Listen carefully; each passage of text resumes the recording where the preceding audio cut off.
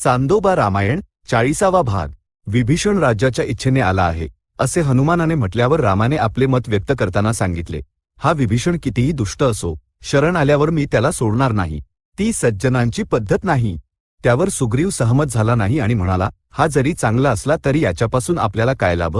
याला आपण कोणत्याही परिस्थितीत जवळ येऊ देता कामा नये. स्वतःच्या भावाला सोडून आलेला हा कृतज्ञ आपल्यावर विश्वास ठेवेल, हे कशावरून? राम म्हणाला, राजांमध्ये एक धर्म असतो. ज्ञाती सुद्धा शेजारील राजांप्रमाणेच असतात. कठीण काळात ते घाला घालतात. म्हणूनच योग्य राजे देखील बलवान ज्ञातींवर विश्वास ठेवत नाहीत. रावण याच्यावर विश्वास ठेवू शकला नाही, म्हणूनच विभीषण आपल्याकडे आला आहे. आपण राक्षस नाही, आपल्याला राक्षस राज्याची इच्छा नाही, म्हणून आपल्याद्वारे तो राज्य मिळवू इच्छित आहे. तो आपल्याला सोडणार नाही. तरीही सुग्रीवाचे मन वळले नाही आणि तो म्हणाला, रावणानेच याला येथे गुप्तपणे पाठवले आहे, यात शंका नाही. तुम्हाला, मला किंवा लक्ष्मणाला संपवण्यासाठीच तो आला आहे. आपण सर्व मरू शकतो. दुष्ट रावणाच्या भावावर विश्वास कसा ठेवायचा? राम सुग्रीवाला म्हणाला, सुग्रीवा, तो दुष्ट असला तरी माझे काय करू शकतो? तो छद्मवेशात आलेला रावण असला तरी शरण आल्यावर मी त्याला त्यागणार नाही. शरणागताचे रक्षण करण्यासाठी प्राणही द्यावे लागले तरी द्यावेत. म्हणूनच तू त्वरित त्याला घेऊन ये. या शब्दांमुळे सुग्रीवाचे मन बदलले. त्याने जाऊन विभीषणाला रामाकडे आणले. विभीषण आपल्या 4 अनुयायांसह रामाच्या पाया पडला आणि म्हणाला, मी रावणाचा भाऊ आहे. त्याच्याकडून अपमानित होऊन मी तुला शरण आलो आहे. माझे मित्र आणि माझे सर्वस्व लंकेत सोडून मी येथे आलो आहे. आता माझे जीवन, माझे सौख्य आणि माझे राज्य तुझ्या हाती आहे. रामाने विभीषणाला धीर दिला आणि सांगितले, राक्षसांच्या बलाबलांचे यथार्थ वर्णन कर. त्यावर विभीषण अशा प्रकारे म्हणाला, गंधर्व, उरग, राक्षस किंवा इतर कोणत्याही भूताकडून मृत्यू न होण्याचा रावणाने ब्रह्मदेवाकडून वर मिळवला आहे. रावणापेक्षा लहान आणि माझा मोठा भाऊ असलेला कुंभकर्ण महाबलाढ्य आहे. युद्धात तो इंद्रासमान आहे. रावणाचा सेनापती प्रहस्त याने कुबेराचा सेनापती मणिभद्र याला जिंकले आहे. हनुमानाने त्याच्याबद्दल सांगितलेच असेल. रावणाचा मुलगा इंद्रजित वरदहस्त असलेला आहे. तो अभेद्य कवच धारण करून युद्ध करताना अदृश्य होऊन शत्रूंना मारू शकतो. महोदर, महापार्श्व आणि अकंपन नावाचे रावण सेनापती लोकपालांच्या समान युद्ध करू शकतात. रक्तमांसाहारी आणि कामरूपी राक्षस लंकेत 10,000 कोटी आहेत. त्यांच्या मदतीनेच रावणाने लोकपालांना जिंकले आहे. विभीषणाचे हे बोलणे ऐकून राम म्हणाला, विभीषणा, ही सर्व कृत्ये करणाऱ्या रावणाला, प्रहस्ताला आणि रावणाच्या सैन्याला मारून लंकेचे राज्य तुला मिळवून देईन. माझ्या शब्दावर विश्वास ठेव. तो रसातळाला जावो, पाताळाला जावो किंवा ब्रह्मलोकात का जाईना, मी त्याला जिवंत सोडणार नाही. त्याला सपरिवार ठार केल्याशिवाय मी अयोध्येला परतणार नाही. माझ्या 3 भावांची शपथ आहे. विभीषण म्हणाला, त्या युद्धात मी देखील सहभागी होऊन शक्य तितक्या राक्षसांना मारीन आणि तुम्हाला मदत करीन. राम संतुष्ट झाला आणि त्याने लक्ष्मणाला समुद्राचे पाणी आणून विभीषणाला लंकेचा राजा म्हणून अभिषिक्त करण्यास सांगितले. लक्ष्मणाने वानरांच्या उपस्थितीत विभीषणाचा लंका राज्याभिषेक केला. वानरांनी सिंहनाद करून रामाचा जयघोष केला. त्यानंतर सुग्रीव आणि हनुमान विभीषणापाशी एकांतात गेले आणि म्हणाले, आम्ही इतके जण हा महासमुद्र पार करून लंकेला कसे पोहोचणार हे आम्हाला समजत नाही. तो उपाय तूच सांग. विभीषण म्हणाला, रामाने समुद्राला शरण जावे. समुद्र रामाचा पूर्वज असलेल्या सगराचा ऋणी आहे, म्हणून तो रामाचे कार्य पूर्ण करेल. सुग्रीवाने राम आणि लक्ष्मण असलेल्या ठिकाणी जाऊन विभीषणाने सांगितलेली गोष्ट सांगितली आणि समुद्राची आराधना करण्यास रामाला सांगितले. राम त्यास तयार झाला आणि त्याने समुद्रकिनारी दर्भ पसरवून त्यावर शयन केले. या काळात शार्दूल नावाचा राक्षस, जो रावणाचा गुप्तचर होता, वानरसेना असलेल्या ठिकाणी आला आणि तेथील सर्व परिस्थिती पाहून रावणाकडे परत गेला आणि म्हणाला, वानर आणि अस्वलांची सेना अपार समुद्रासारखी लंकेवर येत आहे. उत्तम शस्त्रे धारण करून सीतेसाठी येत असलेले राम आणि लक्ष्मण सैन्यासह समुद्रकिनारी तळ ठोकून आहेत. त्या सैन्याचा विस्तार कोठेही पाहिले तरी 10 योजने आहे. मी या गोष्टी ढोबळमानाने पाहून आलो आहे. सविस्तर पाहून येण्यासाठी कोणा दुसऱ्याला पाठवणे योग्य होईल. तेव्हा रावणाने शुक नावाच्या राक्षसाला सांगितले, तू सुग्रीवाकडे जा आणि चांगल्या शब्दांत ही गोष्ट सांग. असे काय सांगायचे ते सांगून त्याला पाठवले. शुकाने पक्षाचे रूप धारण केले आणि लंकेहून निघाला. समुद्र पार करून वानर सेनेजवळ उडत गेला आणि सुग्रीव इत्यादींच्यावर आकाशात राहून अशा प्रकारे म्हणाला, वानरराज सुग्रीवा, रावण असे म्हणाला आहे, तू उच्च वंशात जन्मलेला आहेस, महाबली आहेस, जन्माने माझा बंधू समान आहेस. विनाकारण माझ्याशी वैर कशासाठी? यामुळे तुला काही मिळणार नाही किंवा तुझे काही कमी होणार नाही. वाली माझा मित्र था, तू माझ्या धाकट्या भावासारखा आहेस.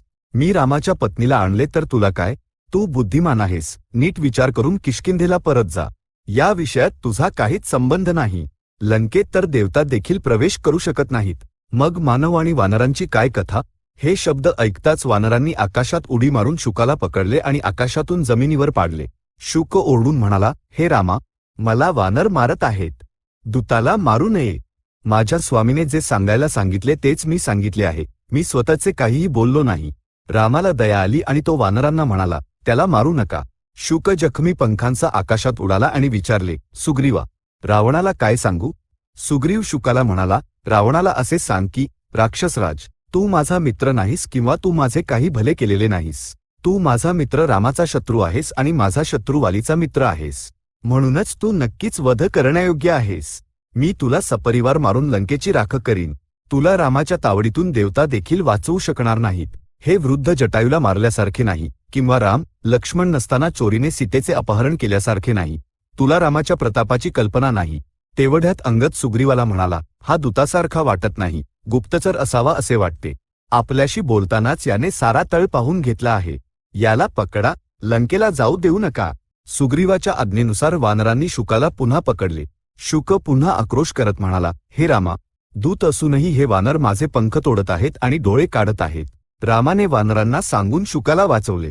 त्यानंतर त्याने समुद्राला नमस्कार केला आणि डोक्याखाली हात ठेवून समुद्राकडे तोंड करून शयन केले. रामाने अशा प्रकारे 3 रात्री घालवल्या. तो सर्व वेळ त्याने समुद्राचे ध्यान केले. पण समुद्र प्रकट झाला नाही. त्याला राग आला. जगात सज्जन माणसे असमर्थ मानली जातात. समुद्रानेही त्याला तसेच मानले असावे. म्हणूनच रामाने समुद्राला आपला प्रताप दाखवण्याचा निश्चय केला आणि लक्ष्मणाला म्हणाला, लक्ष्मणा, माझे धनुष्यबाण दे. मी हा समुद्र सुकवून टाकीन आणि वानर पायी चालत लंकेला पोहोचतील असे करीन. मी समुद्रातील सर्व पाणी जमिनीवर वाहून नेईन. त्याने बाण चढवून सोडले. ते बाण तळपत समुद्रात शिरले आणि त्यांनी समुद्रात खळबळ उडवून दिली. समुद्रात प्रचंड लाटा निर्माण झाल्या. पाण्याखाली असलेले शंख, शिंपले आणि भयानक समुद्री जीववर तरंगू लागले. लक्ष्मणाने रामाचा हात धरून म्हटले, आता पुरे, शांत व्हा. रामाने ऐकले नाही. समुद्रा, मी तुला पाताळापर्यंत सुकवून टाकीन. तुझ्यातील सर्व प्राण्यांना जाळून तुला वाळवंट करून सोडेन. तुला माझे बल आणि पराक्रम माहीत नाही. मी तुझे काय करू शकतो हे तू समजू शकत नाहीस, असे राम स्वतःसमोर प्रकट न झालेल्या समुद्राला म्हणाला. त्याने एक भयंकर बाण काढला, ब्रह्मास्त्राचे पठण केले आणि तो कानापर्यंत ओढला. त्याने तो सोडण्यापूर्वीच पृथ्वी आणि आकाश फाटल्यासारखी स्थिती झाली. डोंगर हादरले, सर्व लोकांवर अंधार पसरला, नद्या आणि सरोवरे गढूळ झाली. सूर्य, चंद्र आणि नक्षत्रांच्या गती बदलल्या. विजा पडल्या. आकाशात प्रचंड वादळ सुटले. त्याच्या वेगाने महावृक्ष उन्मळून पडले. या उत्पातांच्या दरम्यान समुद्राचे पाणी 1 योजन मागे गेले. समुद्र मागे हटलेला पाहून रामाने बाण सोडला नाही. तेवढ्यात समुद्राच्या मध्यभागातील प्रचंड लाटांमधून समुद्र सर्व नद्यांसह बाहेर आला. त्याचे शरीर वैडूर्य रंगाचे होते. त्याने लाल माळा आणि वस्त्रे धारण केली होती. डोक्यावर रंगीबेरंगी पुष्पमाला घातल्या होत्या. अनेक सोन्याचे अलंकार घातले होते. त्याच्या गळ्यातील मोत्यांच्या माळामध्ये कौस्तुभ मण्यासमान एक रत्न चमकत होते. समुद्र रामाच्या जवळ आला. प्रथम स्वतः रामाचे नाव घेऊन नमस्कार केला आणि म्हणाला, रामा, खोली हा माझा स्वभाव आहे. मी तो गुण सोडू शकत नाही. पण वानर जेव्हा सेतू बांधतील तेव्हा त्यांना समुद्री जीवांची भीती वाटणार नाही असे मी करू शकतो. त्यांना मदत करू शकतो. असे असेल तर लावलेल्या या अमोघ अस्त्राचे काय करू? असे रामाने विचारले. येथून उत्तरेला द्रुमकुल्य नावाचे एक सुंदर ठिकाण आहे. तिथे काही भयंकर लुटारू राहतात जे माझे पाणी पितात आणि सर्व प्रकारची पापकृत्ये करतात. अनेक दिवसांपासून मी त्यांचा स्पर्श सहन करू शकत नाही. तुझा बाण त्यांच्यावर सोड, अशी समुद्राने रामाला विनंती केली. त्याप्रमाणे रामाने आपला बाण द्रुमकुल्यवर सोडला. तो बाण विजेसारखा चमकत जेथे पडला त्या ठिकाणाला मरुकांतार असे नाव मिळाले. बाण मोठ्या आवाजासह पृथ्वी फाडून जेथे गेला तिथे पाताळातून पाणी वर आले.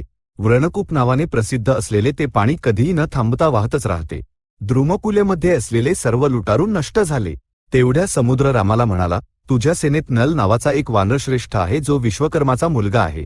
तो शिल्पविद्येत वडिलांपेक्षा कमी नाही. त्याच्याकडून सेतू बांधून घे, तो बुडणार नाही याची मी काळजी घेईन. हे बोलून समुद्र अदृश्य झाल्यावर नल रामाला म्हणाला, समुद्र जे म्हणाला ते सत्य आहे. मी सेतू बांधू शकतो. माझी शक्ती दुसऱ्याने सांगितलेली चांगली म्हणून मी स्वतःहून सांगू इच्छित नव्हतो. हवे असल्यास सर्व वानर मिळून आताच सेतू बांधण्यास सुरुवात करू शकतात. चांदोबा रामायण 40वा भाग संपन्न. सद्य स्वस्ती.